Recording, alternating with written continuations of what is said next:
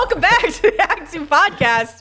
A podcast for the real-life working screenwriter. I'm Tasha Hugh. And I am Josh Hallman. And Josh is gaslighting me this morning. As a reminder, Act2 is a network and support group for the everyday working screenwriter, of which this podcast is just one of the many things we do. So thank you for joining us here. Mm-hmm. Thank you. If you'd rather DM us, we love your questions. They're really, really good.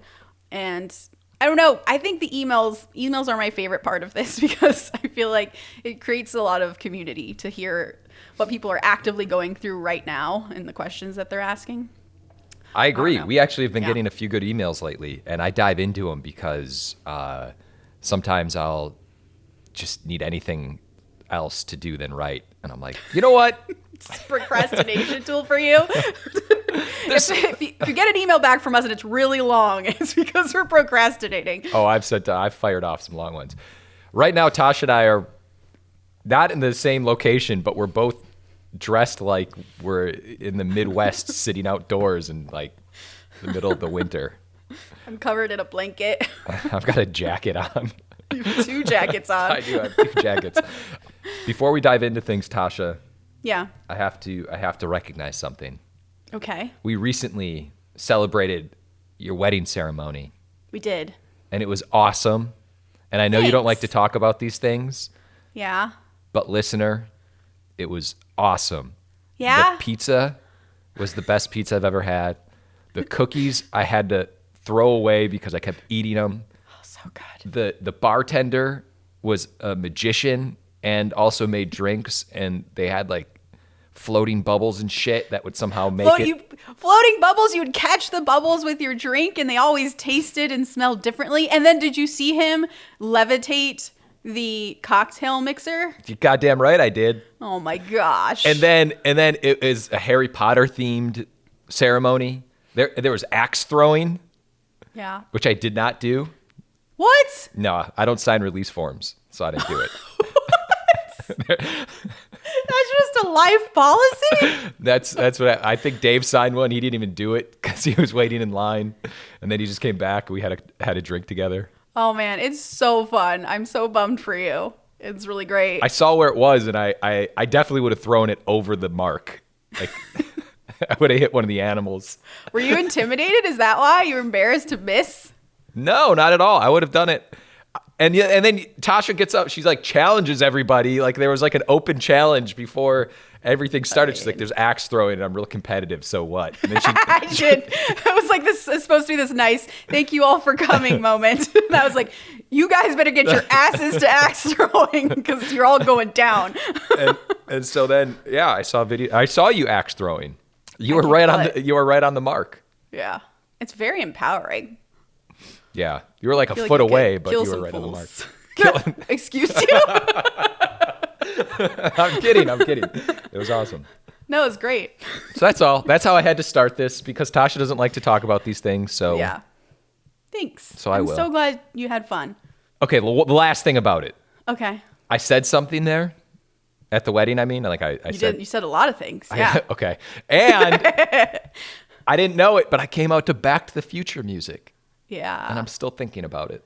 Yeah. All right. It was great. On it was to the great. podcast. I definitely told DJ Ross not to tell you what music you were coming out to because I wanted it to be a surprise. He was so helpful. I walked out. He was like rubbing my back like, "Okay, are you ready?" It's like, "Yeah, wait, what am I doing?" And he's like it felt like I was doing something different because he was like. And he just pushes you out there. He's like, "Okay, this is your it. Speech was this great. is your moment." I was like, "Oh, thanks, DJ Ross." Paul came out to the Stone Cold Steve Austin theme. Yeah, you came out to Top Gun. To Top Gun. This is amazing. So basically what we're saying is everyone missed out. Yeah. Well, that's not very nice. On to the podcast. But you didn't miss out on this podcast. Thank you for coming. Thank you for coming. What are we talking about today? I have a couple this week's in writing. Awesome. All right, I want to start with an article. Okay. Steven Spielberg. Yeah. George Lucas. Yeah. So it was really interesting because, and I actually feel like this article is going to kind of tie into a lot of themes. It'll tie together at the very end of this entire podcast. Whoa, I love that. So years ago, I think it was like 10 years ago, Lucas and Spielberg, they did this interview at USC, And they were talking about the state of the film industry, and they were basically saying they've predicted what has happened. Obviously, they didn't know a pandemic was going to happen, but they predicted that it was going to be tentpole movies, Marvel movies, superheroes. Ticket prices are going to increase, and basically this smaller to lower budget movie like Lincoln is what he referenced at the time, wouldn't even be in a theater anymore. Like, it's just going to go away. And at the time, they said it. I think they were kind of like not fully accepting the streaming world. I might be wrong about that's how it felt. But recently he did an article because he has a movie coming out called The Fabelmans, which I'm going to see. And he essentially has given in. Spielberg, he was like, I wish The Post was on your favorite movie, by the way. Like, my favorite movie. The Post. Directed by a child. Sorry. Oh, shit. That he was saying he wished The Post had maybe gone on streaming because it probably would have done better. And I just interesting. Yeah, I just found this interesting because it's like the state of our industry and where we are. He's given into the dark side, or I think he kind of dark has. Side? I mean, I miss movies. I do too, but what's the last movie you saw in a theater? It's a good question. Top Gun, probably. Probably. With Paul and Paul's family the third time. Top Gun 3 but times. I miss like rom-coms being in theaters. Yeah. I miss just all movies being there, and it's more casual, and you don't, there's so much pressure to see. I don't know what I'm talking about. I just miss the olden ways. I mean, I definitely do too. The other day I went to a theater to go see, I went to a Netflix theater, by the way. You love those. I do, to see Enola Holmes Part 2. Oh, I love the first one. I can't wait to see the second one. Yeah, I did too. And I like the second one. Did you go with Amelia? I did. Yeah. And nice. Are you ready for what I'm about to tell you? I don't know. Don't spoil anything. There was a person in the theater playing a Nintendo Switch. During the movie? During the fucking movie. And there was, the kids were just on their phones. And I was like, This sucks. That's why we need. This has been a problem for us when we go to watch movies. It has honestly made us not want to go to the movie theater. Like, you almost have to pick a very particular time when such people are not going to be in there. But almost every time we go to the movie theater now, there is a problem person, at least one, and that didn't used to be that way either. No, like people used to say things when people would grab their cell phones, but now it's just accepted, which is scary because now it's like the merger of how you are at home to a theater. And I don't know. This just got me thinking because whenever I read articles like this, of course I think about like what to write and like if you're writing a spec, what the budget, this and that, all these things to keep in mind, where it's going to end up. And like the expectations of ending up in a theater are getting, like the potential is getting smaller and smaller regularly. So that's all. Little piece of depressing news. Like, I feel like the future is going to be super interesting with VR and video games because you can potentially now, let's say, release a movie on streaming in theaters or maybe just in the online. Like, maybe you have to be in your VR to see this movie. And let's say the movie ends with the beginning of a huge battle. And it doesn't actually show the battle, just the beginning of. And then the secondary experience you can have, let's say you went to the theater, saw this movie, it ends at the beginning of a battle. And then in a couple months, you can put your VR headset on and go into the battle itself in VR and be a part of the fucking movie battle. It's pretty cool. This is something that's coming down the line. Yeah, it's crazy. We're living crazy times, Tasha. Yeah. Okay. Moving on. Well, I'm depressed now. And me too. But let's bring it up a bit. Okay. There's a Twitter thread. Yeah.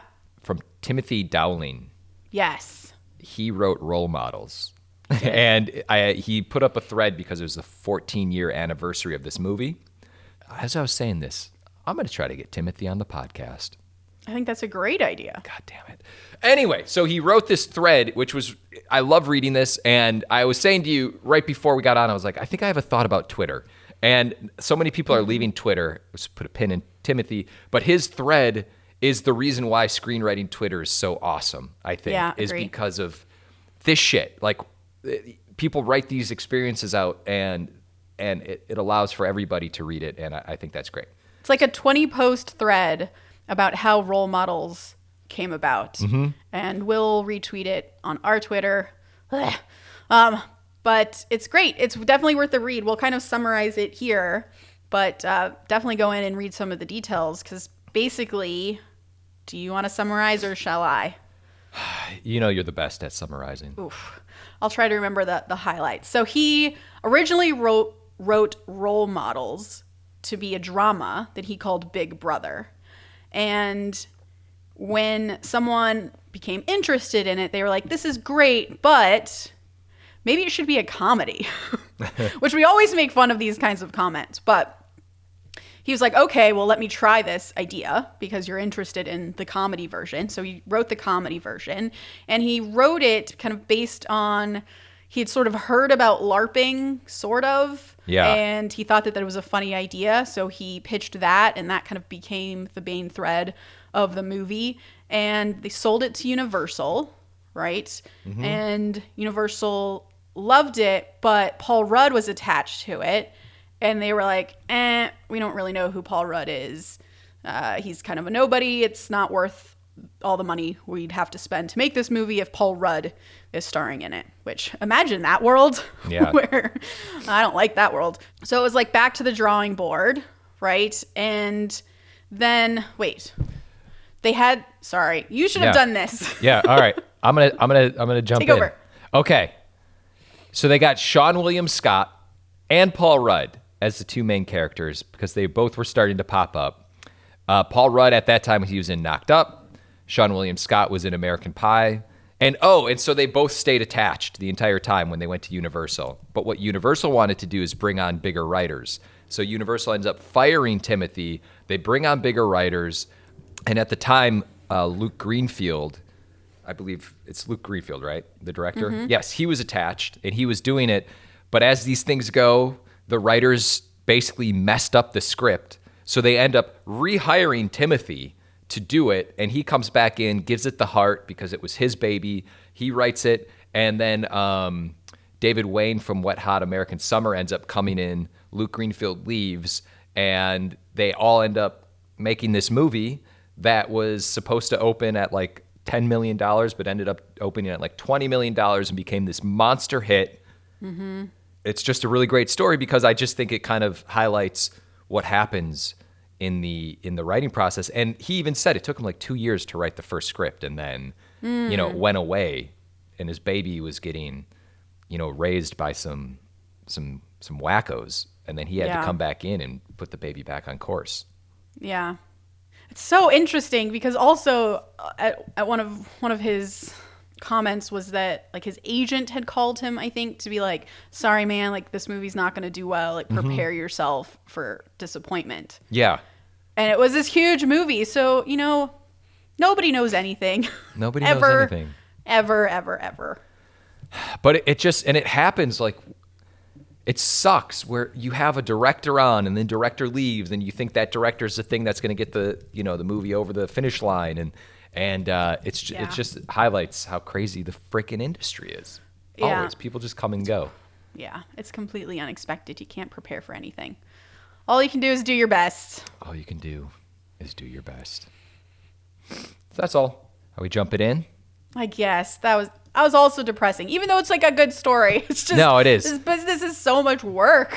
It is. Oh, and before I forget, a quick update on my thing I've been talking about for the last 3 weeks. Yes, please. So, just to rehash, I felt like I was being ghosted by a company and an exec. Yeah. I'm saying this around this time of the podcast. Hopefully they're not listening.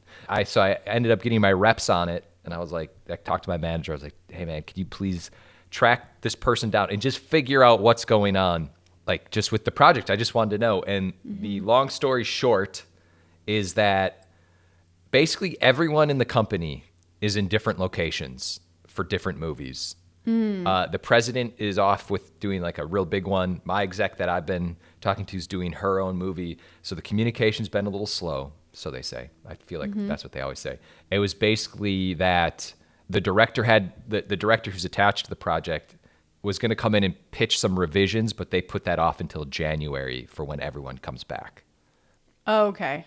So they all wanted to be there for it, and so they pushed it till everyone's back from their movies. Yes, and that director is in post on his own movie that he's Okay. trying to get wrapped up. That's coming out somewhere soon. So everyone is like busy, basically. Okay. That makes sense. It did. That's great. That's all I wanted. How hard was That's all that? you wanted. How fucking Yeah. hard is that? Just say we're busy. We're just busy with specifics and schedules and dates and times, and I'm fine. I'm just kidding. But I just, that's it. That's all I wanted. No ghosting. That's all No you had to tell ghosting. me. Yeah, just communication, man. Communication is key. It's the foundation to every good relationship. Every good relationship. All right, on to the big topic, because that was somewhat of a high note. Okay. So I found an article. The article is called 5 Keys to Making Your Protagonist Likable. Yeah. And this thing's like 10 years old. But I thought we could talk about it and just kind of talk about protagonists, because Yeah. the article's interesting. I feel like we could fill in some blanks and do a rewrite for the author. Yeah. Yeah, I mean, this is a hotly debated topic, is whether your protagonist should be likable or not. And it's something you will struggle with your entire career, because executives will constantly give this note: your character is not likable, your hero is not likable. Yeah. And you have to understand what that means. And it means something different to everyone. And I think the general consensus from writers is that your character does not have to be likable.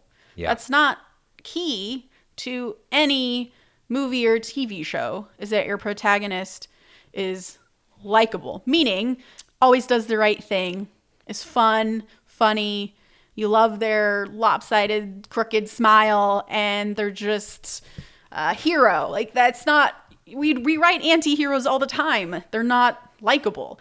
But I think what we mean, and what this article means, and what executives mean when they say likable, is someone you can relate to. You don't hate watching the movie because this character is in it. You enjoy watching the movie, even though this person is an asshole, because Yeah. there's something relatable to him being an asshole. I like that. Right?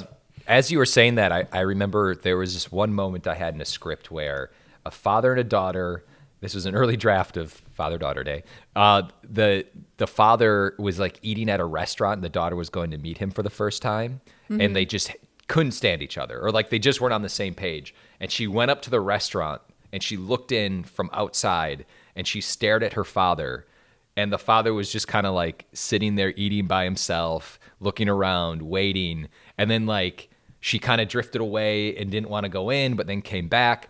The reason I bring this up is I kept getting the same note where it was like, you need to remove this moment. And I liked it, but it ended up making the father look a little sad. And it made the girl look like a complete asshole. And I ended up having to remove it. I still liked it for some reason. I don't know. That was just my one example that came off the top of my head of like relatability, but I can understand it did kind of make her look like a dick. Yeah.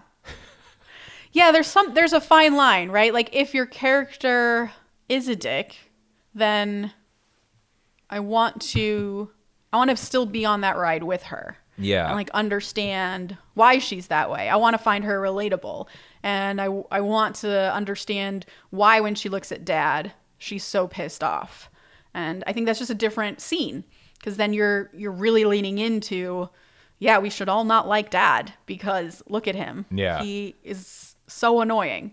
So that you're kind of more on board with this person. But we read scripts all the time in writers group where I kind of give this note of like, I don't like your main character. And I hope that nobody in our group is like, oh no, I need to make this hero more heroic.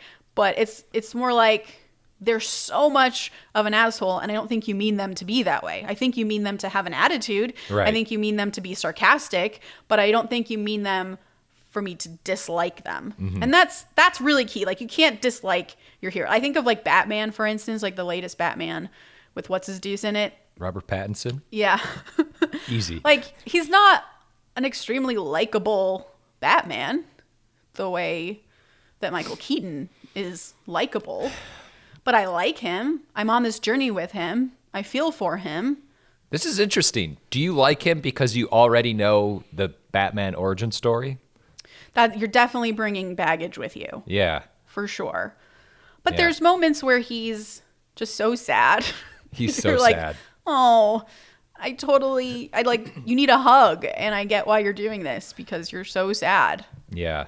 I once read where someone called him like Gothic Bruce Wayne. 100%. And I was like, yeah, that makes all the sense. But I love that movie, he's by the way. emo. Emo Bruce Wayne. Emo. Yeah. Yeah, so this is a hot button topic. It's a hot button topic, so we're going to get into it and we'll probably get angry on our way through this list. But hopefully it will be enlightening to all of us. Okay, so again, 5 keys to making your protagonist likable. And these aren't like key points this person brings up. They're just, I guess they're issues maybe this person was finding along the way. Yeah. Number 1, there isn't enough between the lines. And I think what they're trying to say basically is there's no nuance to the characters. Yeah. I think that this writer was finding that their character is very on the nose. And it basically out pretty much exactly what you just said as to why, if my daughter doesn't like the father, what's that about? Why don't we like the father? In the dialogue, there has to be some kind of nuance. Would be the best rather word. than her sitting down and being like, "Ugh, Dad, you're so annoying." Yes. Is there nuance to the moment that causes her to say that? Or maybe she doesn't say it. She's just frustrated and like excuses herself to go to the bathroom and just needs a minute standing over the sink to herself, just like, you can do this, you can do this. So she's not blatantly saying, Dad, you're so annoying, but you can tell from the way she's reacting or the thing that he has done that she is annoyed and he is annoying. Yeah. That's a perfect, I love moments like what you just explained about standing in front of a mirror. These like quiet moments by yourself. I feel like those are the most telling when it comes to making a relatable protagonist, at least. That's probably why you liked that moment. She was looking through the window. I like that moment too. Maybe the note behind the note was the scene wasn't doing what you hoped it was. Should I just write a script based around that moment? I love it. All right. So yeah, a little nuance to the character, having those quiet moments to kind of express what the hell they're thinking and feeling. Yeah. And why they are the way they are. Exactly. Dude, just crush that one. That was great. Easy. All right. Number 2, they're interpreting a hidden agenda. Now, this is a confusing one. I'm going to read a little bit of it. Let's say your latest screenplay is all about men saving women. The men are big and strong. The women are weak and helpless. At its core, that's 90% of superhero stories. However, those movies are based on pre-existing IPs. Your work is entirely original. And although you may not intend to portray sexist stereotypes, you may be falling victim to them nonetheless. You'll never be able to please everybody with your screenplay, but you should have an understanding of current social trends. Sorry. Wow. So don't inadvertently offend by taking the easy way out. Your story will thank you later. They're interpreting a hidden agenda. That's really interesting. I never would have associated that with a likable protagonist, but it certainly has an effect on your protagonist being likable or not. So yeah, this one is just saying, take your agenda out of it. Or if you do have an agenda, which is men are big and strong and women are weak and helpless, do it in a nuanced way. Go back to one and find a nuanced way to get across your agenda. Because agenda is a really strong word, but I think as writers, we all have something to say. That's why we write. We have stories we want to tell with themes that are important and sort of like thesis statements that about the world that we want to get across in our stories. It's just that your protagonist shouldn't be the sort of soapbox for that thesis statement. The experience of the movie should get across what you're saying without your character having to say it or do it in a very overt way. So I think 2 and 1 are honestly the same. Well, and you just hit on something. I feel like what this person may also have been saying is like the theme. Like this ties back into theme. If you have a strong theme and your character is leaning into that theme in every single scene, because we know, the theme is about failure and they're afraid of failure and every scene, it's all of a sudden now that doesn't have to be that intense, but I feel like this person might be missing theme in their story. Yeah. Dang, I wish we were there when he wrote this article. We'll have to have him on and ask him why he came up with these. Okay. Number 3, your voice is mean. I'm going to just read this one. This is interesting. This takes us back to grade school, but I've read enough screenplays to stake this claim. Some people write mean. They have a cynical snark on the page that immediately subverts the reader to pass up that snark onto the story. While your lines of action should be concise, perhaps around 140 characters, your screenplay doesn't need to read like a Twitter feed. Keep it neutral, ebbing and flowing with the tone of your story. I've definitely read screenplays where the voice was basically like, you're a fucking moron to the reader. It's like, why? Why are you talking down to me? Or like, why is your ego on this page? That is typically with very, very new green writers, I think, who are maybe writing for the wrong reasons, I think. Well, Have you read screenplays like this? I definitely have. And Yeah. I did it. I tried to do it as a joke.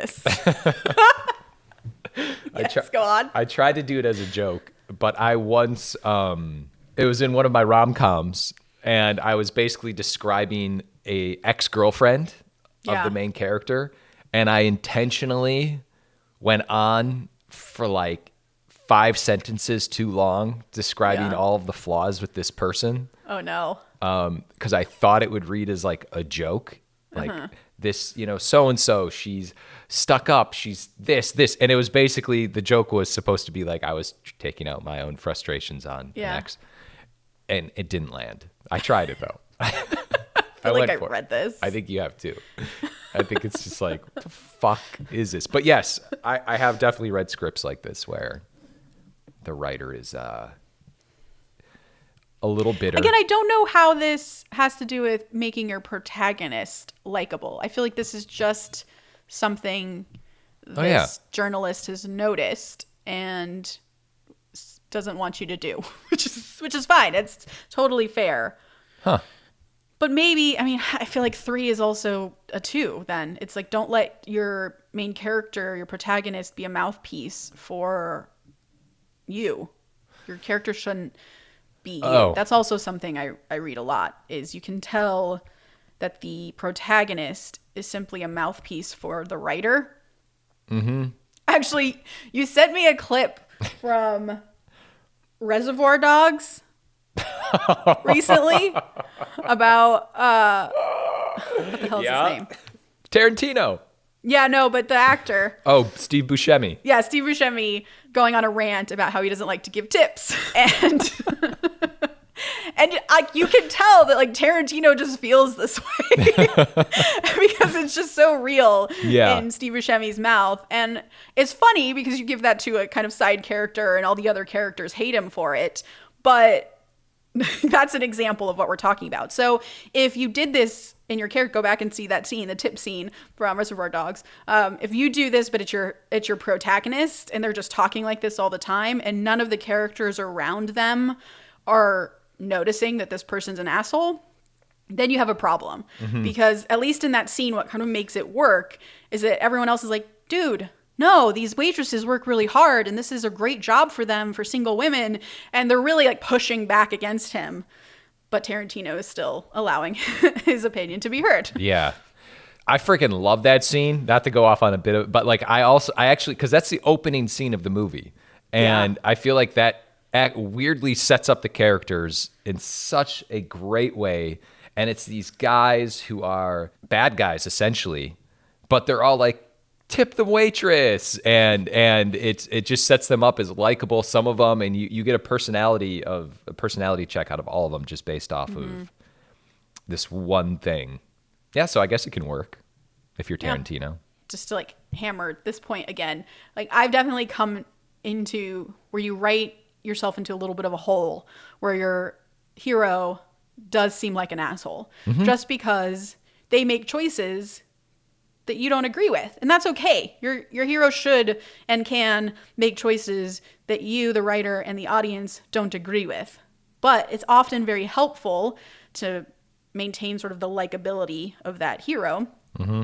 If the people around them, someone just says, dude, tip the waitress. Or, dude, why'd you just close the door on that person in crutches? Like, what are you thinking? Yeah. Just to kind of call it out so that the audience knows and the reader of your script knows that you're not an asshole. Yeah. your character is. And that can be really helpful to get through those moments. That's great. Call attention to it. Call attention to it. I love All right, it. number 4. I'm sighing Yeah. preemptively. Great. You're gratuitous. Okay. I'm reading it.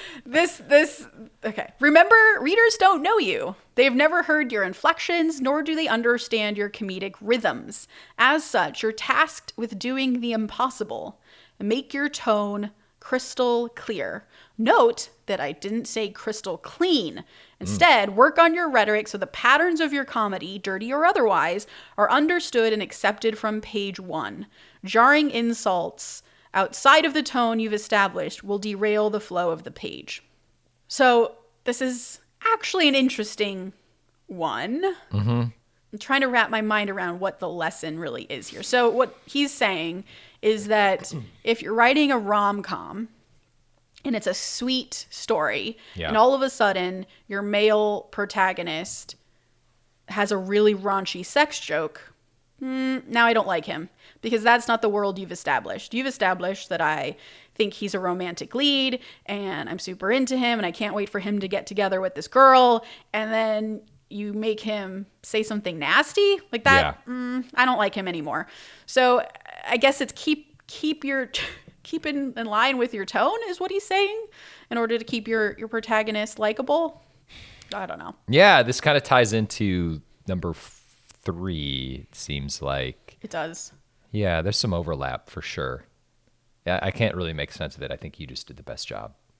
Yeah, I think that's what it is. It's very specific to, I think it's just also consistency. That's what number 4 is. Make sure your characters are consistent. Yeah. Oftentimes, writers will make a character do something just because it's fun. Yeah. It's cool. And they really want to see this in a scene, which is great. But if you've not established your character so that makes sense for them, you just really want to write it, then that stands out and it makes your character unlikable, because it just feels like, I think it just mostly feels like they're not being real in the moment. And an audience can tell. They're smarter than you think they are. And they can tell if a character wouldn't do that. And suddenly, I'm not as into that character because I'm no longer on that journey because I don't get it. Yeah. I don't get why he's behaving that way. Yeah, I agree. Okay. Last one, number 5. Sure. This is great. Your character is just plain bad. Yeah. All right, so this says there's always a tipping point. Killing a dog is irreversible on the likeness scale. Some actions in life are nearly unforgivable. If you choose to put your character through those paces, it may take a lot longer than 120 pages to redeem them. And then he goes on to say, decide before page 1 if that's something you're willing to tackle. So I guess I would argue that if you have an anti-hero, and this is actually kind of happening right now. We've talked about this, like Dahmer, Jason Voorhees, like these origin stories are popping up. I think you just always have to humanize your character. If they decide to kill a dog, which I don't recommend doing in a script, there has to be some viable reason. Weirdly, a dog is the line It is. for everyone. It is. Like, I remember very distinctly, I wrote a character killing a dog because they were evil. And my agents were like, you got to take this out, Tasha. Like, we can't send this out with the dog dying. I'm like, but the whole point is that you don't kill a dog, and this person did. That's why they're evil. They're like, yeah, but no one's ever going to make a movie where the dog is killed. Yeah. Except for John Wick. Except for John Wick. And that's probably why John Wick works. Yeah, that's why it works. That's why it works. It's so shocking. He killed We've a never dog. seen it on screen. They wouldn't let us until this moment. It is weird that dogs are the line. It's really crazy. I've also Not tried cats, to do by the way. No one ever says you can't kill the cats. No, everyone just knows those are wild animals that get stuck in watch your houses. Oh man. No, it's interesting. I have a character I'm writing right now that at every step of the way we've struggled with, is this person likable? Or is the audience going to find him irredeemable because he does very terrible things. But I love this character. I think he's so sad and relatable, and you just want to see him.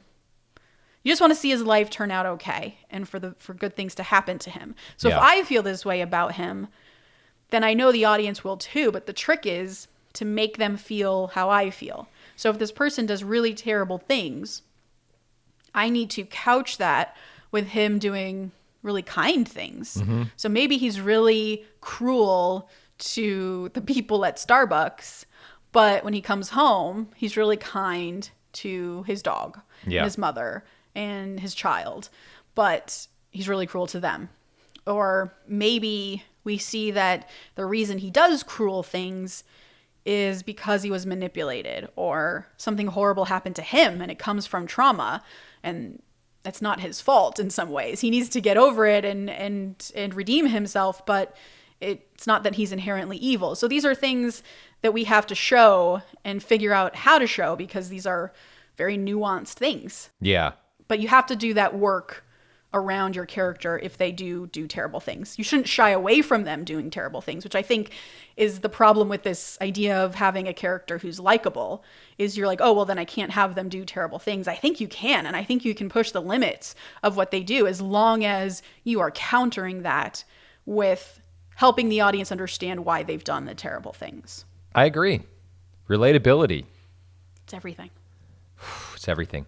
I think it's in Stranger Things. I'm trying to think of an example, but with kids, or adults really, it always works when you see the kid be a bully, and then you see them go home, and then they get treated like shit by their parents, and you just know instantly, okay, that's why they are the way they are, and you feel bad for them. Yep, that's why the Save the Cat model works. The idea that, let's say your movie opens with a serial killer, but then he saves a cat from getting hit on the side of the road or from getting beaten by some kids. You're like, aw, he's a serial killer with a heart of gold. Like, suddenly that just does something to you. And obviously Save the Cat doesn't literally mean they save a cat every time, though that does work. It does. It could be they've killed someone and the dead body's in the back of the car. They go to a diner and then they tip the waitress who's having a rough time like $100 on a $5 bill. Yeah. You're like, oh, there's something interesting there. Yeah. Save the Cat should have been save the dog. Ouch! No, I was just saying, everyone loves dogs. Everyone loves dogs. Oh, what did a cat ever do to you? That's exactly the point. They've done nothing for me. They serve no purpose. You know what? I actually like cats. I've come around to cats. I'm just allergic to cats, so I have beef with I them. didn't know that. Yeah. I just thought you hated them for your own Grinch reasons. Yeah, that too. Okay.